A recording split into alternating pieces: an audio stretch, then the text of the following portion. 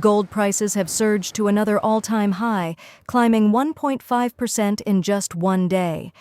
As of 7 a.m. GMT, gold reached $3,819 per ounce. Over the past 12 months, the yellow metal has traded between $2,536 and nearly $3,820. That's a remarkable increase of more than 41%. The rally is being driven by mounting geopolitical tensions, persistent worries about the global economy, and record demand from central banks.